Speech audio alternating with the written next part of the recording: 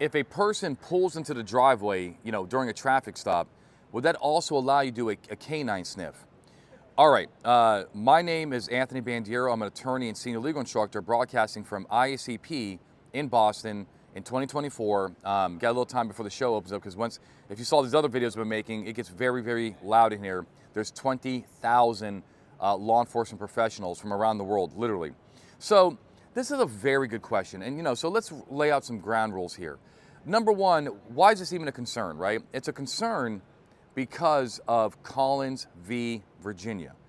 There, the U.S. Supreme Court said that, the motor vehicle exception does not apply when a vehicle is in curtilage. And the facts in Collins essentially held that there was a stolen motorcycle in Collins' curtilage and basically in his carport, okay?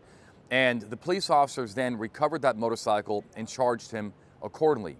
When they went to court and they were asked, what gave you the authority to be on Collins' curtilage to recover that bike, they threw out the old-fashioned, tried and true 1925 case of Carroll, right? The motor vehicle exception. We had the PC, we knew the bike was stolen, therefore we can seize that evidence because we can see it, from the road and so forth. And the U.S. Supreme Court says, well, actually, you got a problem here, right? The problem is that this bike is on a very protected area known as curtilage.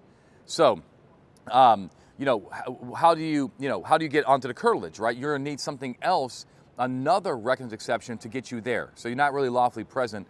The motor vehicle exception, nor does plain view fix this problem, right? Plain view is right to be, right to see.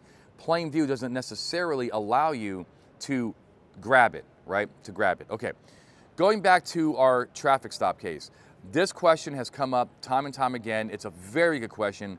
I don't have an easy answer because there's not a lot of cases directly, there's no cases on this particular issue, right? But what I have been teaching officers is that generally speaking, if the person rolls into their driveway, during a traffic stop, I'm telling them to treat it normally, right? Because probably in one sense, they are consenting. I think I would argue this at least. They're consenting to bring that interaction, to their driveway, right? They don't want their car towed if they're intoxicated, and if they're intoxicated, and there's probably not going to be a tow. There's no community caretaking rationale. So one for them, they get a little benefit by bringing that car onto their curtilage, unless the law requires a tow. They want to be closer to home. Maybe they're young and they're scared and so forth, and their parents are there. The point is, I would just say, look, I tried to pull you over, you pulled into your driveway, right? And we just go from there. And then, does that mean the dog can be running around the car? It's tricky, right? It is tricky because if it is curtilage, right? What did they imply? Did they also imply to run the dog around the car?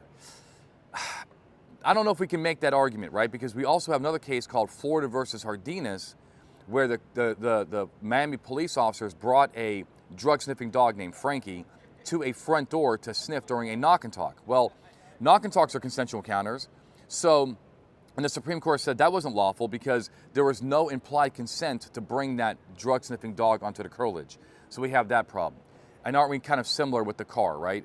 Maybe you going to the car and talking to the driver is implied consent, or even a little bit of exigency, right? I also agree exigency, like trying to identify these people. Who are they? But what about the drug-sniffing dog? So we have that issue.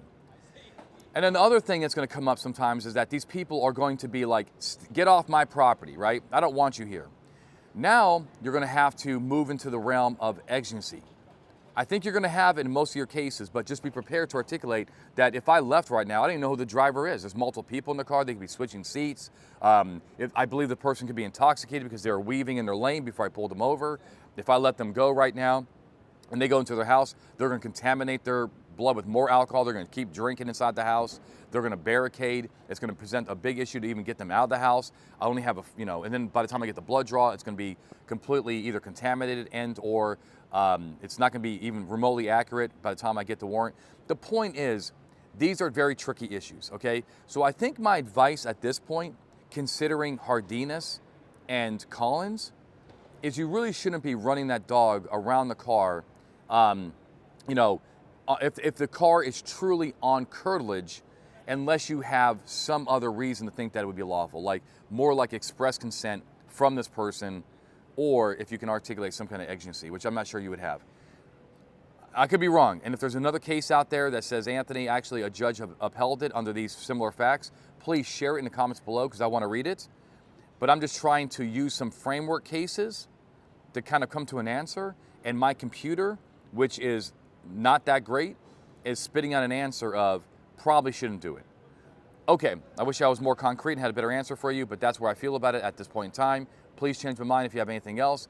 If you do like these discussions here, like, subscribe, share with your friends, and until next time, my friends, you stay safe.